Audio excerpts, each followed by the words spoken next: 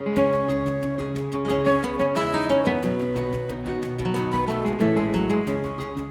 this season of Destination Earth, Akane and I take to Canada's smallest province of Prince Edward Island. PEI is known for many things, including sandy beaches, red cliffs, and being a land full of potatoes. As we explore this amazing province, we'll show you everything from the main city of Charlottetown to the stunning landscapes of Prince Edward Island National Park. Where are we off to today? Let's find out.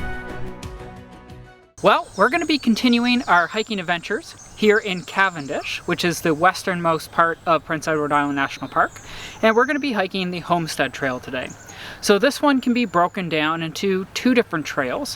One is a 6 kilometer, but we're going to be doing the combination of the two and make it 10. Now, 10 kilometers is usually where we stop to cap off our hiking.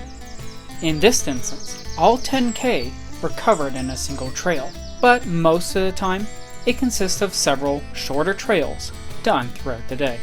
This trail was, by far, the longest we had done on the trip so far. Heading into it, we didn't know what to expect. So far, we had seen 2 other sections of the park, Greenwich to the east and Stanhope in the central region. Each section of the park had slightly different offerings, and being in the western section, we were eager to see what it had in store for us. The trail began from the visitor center within Cavendish Campground, so it was easy to find parking and locate the trailhead. The trail was flat and well maintained. In fact, it was so maintained you could have easily driven the entire trail. Based on the name, the Homestead Trail, we thought perhaps these trails could have been old roads used for the homes that existed along it. But that is just a theory. So we're just under the 2 kilometer mark now, and for the first little bit we were both kind of wondering if the trail was going to get any better, because quite honestly it's a little straight, a little boring, there's not much to see, and so far the mosquitoes have been kind of bad. It's one of those situations where as soon as you stop you're going to be eaten alive, and we didn't put on any bug repellent. So now that we're here, you get that nice breeze off the water, you get some great views, and this hike has taken a change for the better. Seeing the water really perked us up. We are the type of adventurers that don't constantly need a challenge, but when the path is just a straight line, even for us, it can be a bit tedious. This middle section of the trail ended up being our favorite part of the hike. This section seemed to be the most diverse, going from forest to ocean, ocean to fields, and fields back to forest. Akane spent some time looking at all the crops.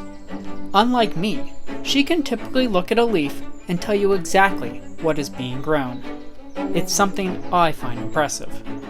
To me, a plant is just a plant, and a tree is just a tree.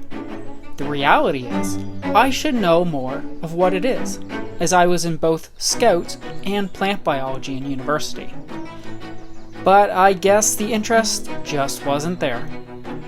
Wandering through the fields, I did know, however, that PEI was known for their potatoes, so I was confident that somewhere along the hike we would come across a field or two filled with these earth-grown goodies. In one of our last videos, where we biked across the entire central part of the park, we talked about the desire to bike more often. It was here Akane mentioned it would allow us to cover longer, easier trails like this in a fraction of the time. As we hiked, we noticed that we were the only people on 2 feet. Everyone else was on bikes. It seemed like the right choice. Well, we have hit the 5 kilometer mark, or the halfway point of the trail, and so far it's been really actually quite good. So once we finished clearing that first wooded section, the landscape opened up, we had some nice views of the water, and in the last little bit it's been nothing but fields full of crops and different types of grasses, and it's been really quite beautiful. So far, trail's been a hit. The last section of the trail was much of the same. Here, we strolled along the vast fields of crops. The terrain opened up, and we could see that we had moved from the woods to a more populated area as homes began to appear. Along the route, we did have a chance to see the fields being tended, which was a neat experience. Watching the tractor go by brought me back to my childhood.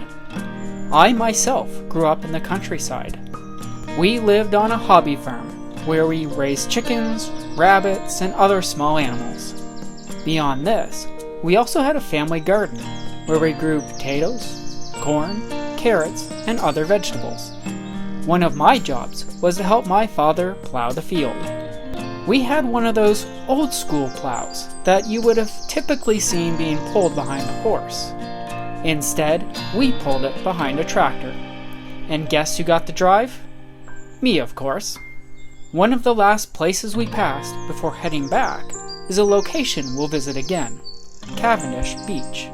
With the western part of the national park being the most popular, Cavendish Beach takes all the glory. Here, we had our first glimpses of the setup. Change rooms, places to eat, and washrooms. Everything you could ask for in a beachside stop.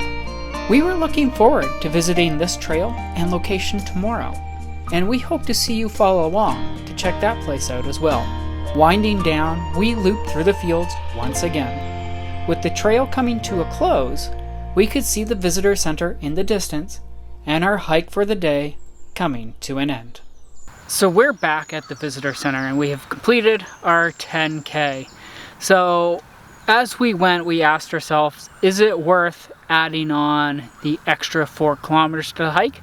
And the answer is no, we don't think that it is. So as a typical hiker, we believe that the first 6 kilometers is probably good enough. We didn't find that the extra 4 really added anything to the experience, and it wasn't that visually interesting. That said, if you're looking for some extra time to get out in nature, or perhaps you're on a bike, maybe that extra 4 is worth it.